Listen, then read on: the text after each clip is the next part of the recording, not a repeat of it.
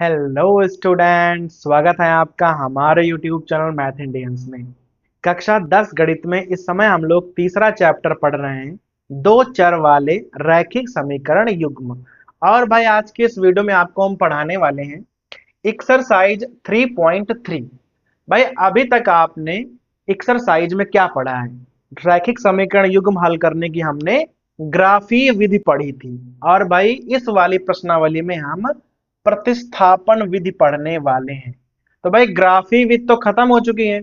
अब आप देखो कि ये प्रतिस्थापन विधि होती क्या है और भाई उस विधि से ये किस प्रकार से अलग है। ठीक है, तो भाई देखो जैसा इसका नाम है प्रतिस्थापन विधि। भाई प्रतिस्थापन का मतलब होता है जब आप किसी चीज की जगह पर कोई आप दूसरी चीज रख देते हो तो उसे कहते हैं हम प्रतिस्थापन। तो ये विधि भी एकदम इसी प्रकार से काम करेगी। ठीक है, आप भाई बहुत ध्यान दीजिएगा। जैसे मान लो कि आपके पास कोई दो समीकरण है।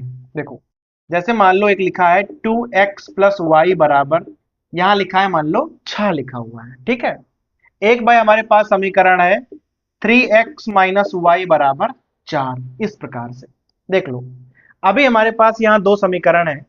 अब आपको इनको हल करना है प्रतिस्थापन विधि से। ठीक है, तो आप कैसे हल करोगे? देखो ये हमारा समीकरण नंबर 1 है और ये हमारा समीकरण नंबर 2 हो गया।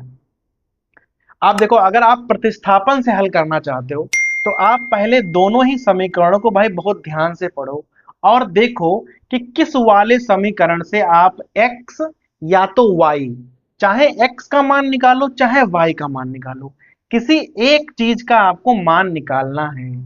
किससे आप आसानी से निकाल सकते हो। ठीक है, जिससे आपको लगे भाई आप वहां से निकालिए। मान लो कि हम समीकरण नंबर 1 से निकालने जा रहे हैं, यहां से हम y का मान निकालेंगे। देखना, तो आप समीकरण को दोबारा लिखोगे, 2x प्लस वाई बराबर 6 हो जाएगा। y का मान निकालना है तो y को छोड़कर बाकी सब आप उधर लेते चले जाओ, x उधर जाएगा, भाई y बराबर क्या हो जाएगा? 6 माइनस 2x। देखा, तो भाई यहां से हमने y का मान निकाल दिया। तो पहले समीकरण का हमने यूज किया है और वहां से हमने y का मान निकाल दिया है। अब हम क्या करेंगे, ये वाला y का मान चूंकि हमने समीकरण 1 से निकाला है ना, तो हम समीकरण 2 में रख देंगे। बस हो गया प्रतिस्थापन। तो आप यहां लिखोगे कि y का मान समीकरण 2 में रखने पर, तो भाई निकाला चूंकि आपने समीकरण 1 से है तो आप रखोगे 2 में। अगर आप 2 से निकालते तो रखते पहले वाले में। सिंपल बात है। तो आप पहले समीकरण 2 को उतार लो, 3x माइनस वाई बराबर 4। अब क्या करना है, समीकरण 2 में जहां पर y लिखा हो वहां पर y नहीं लिखना है, y की जगह पर 6 माइनस 2x लिखना है। क्योंकि भाई y का मान है 6 माइनस 2x।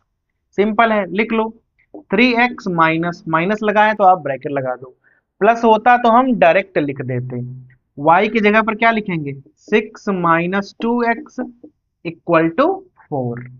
यहाँ पर भाई थोड़ा हल कर लो। अब देखो यहाँ पर अभी तक समीकरण जो था वो x और y में था।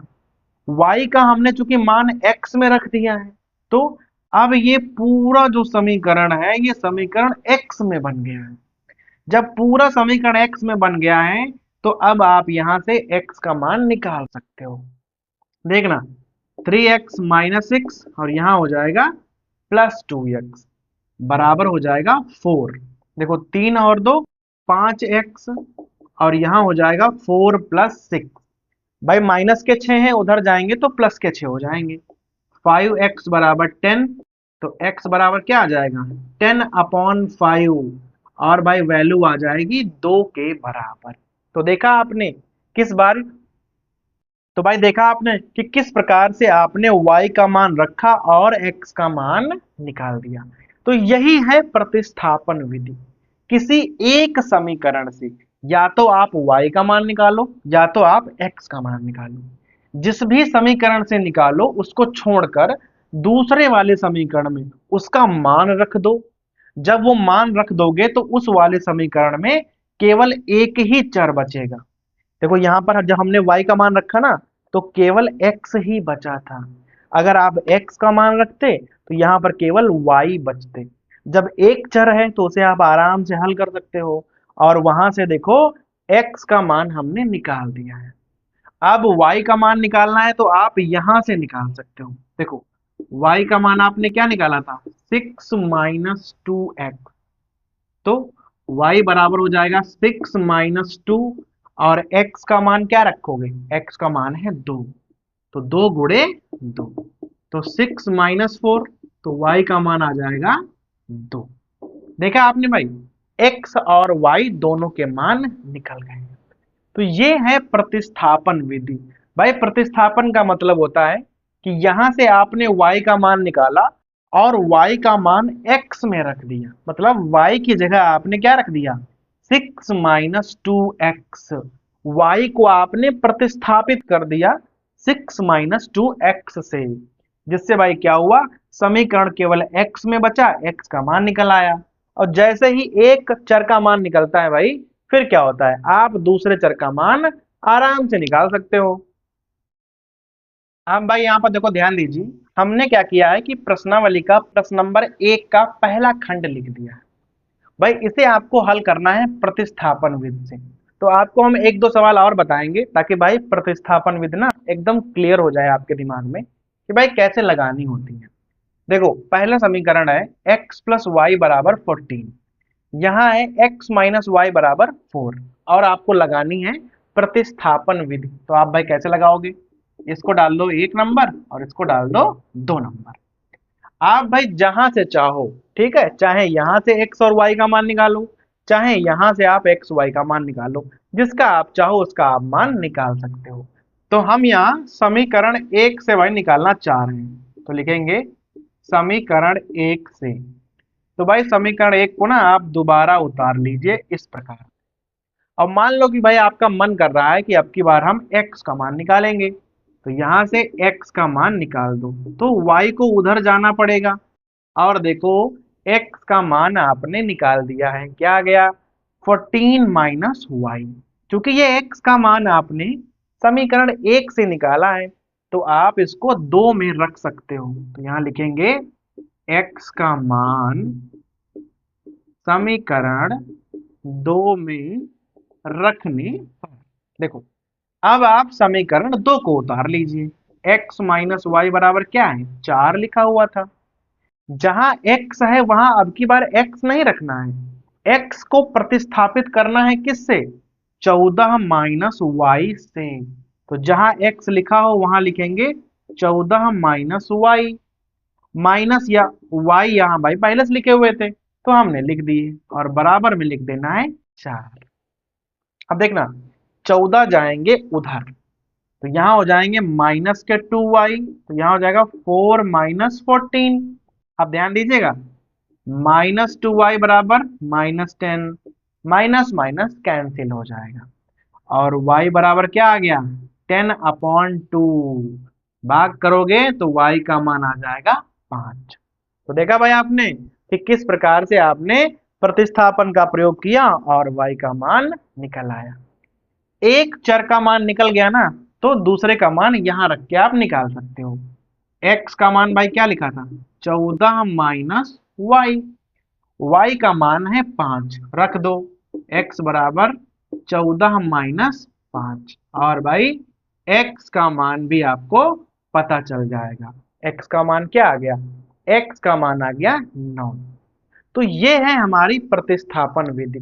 जहां से आपका मन करे कि भाई समीकरण 1 से या 2 से, कहीं से भी किसी भी एक चर का आप मान निकाल लो, चाहो तो x का मान निकालो, चाहो तो y का मान निकालो। फिर अगर 1 से निकाला है तो 2 में रखो, 2 से निकाला है तो 1 में रखो। रखोगे तो किसी एक चर का मान निकल आएगा, एक का निकल आएगा तो उसका मान यहाँ पे रखोगे, और भाई दूसरे की वैल्यू भी आपको पता चल जाएगी। अब भाई प्रश्न नंबर 1 का ना दूसरा खंड हमने यहाँ लिख दिया है। भाई इसको भी हमें हल करना है प्रतिस्थापन का ही प्रयोग करके, ठीक है। देख लो क्या लिखा हुआ है। पहला समीकरण है s माइनस टी बराबर 3 लिखा हुआ है, तो इसे आप डाल दो कि भाई ये पहला समीकरण है। दूसरा क्या है, s upon 3 plus T upon 2 equals to 6 लिखा हुआ है। तो भाई इसे डाल दो आप दूसरा समीकरण। अब क्या करना है कि भाई किसी भी एक समीकरण से जहां से आपका मन करे, या तो s या तो t, किसी एक का ना मान निकालना है। तो देखो ये समीकरण थोड़ा देखने में ही कठिन सा लग रहा है दूसरा वाला, लेकिन भाई पहला वाला देखने में आसान लग रहा है। तो हम क्या करेंगे, हम समीकरण एक से ही मान निकालेंगे। तो यहां लिखेंगे समीकरण एक से, और भाई समीकरण एक को ना दोबारा आप उतार लो वैसे ही।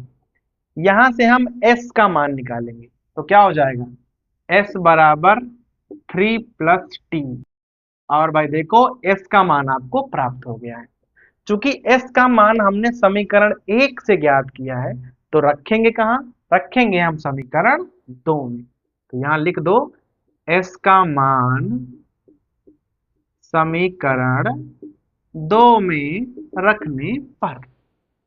अब देख लो कि भाई समीकरण दो में लिखा क्या था, s/3 plus t/2 equal to 6।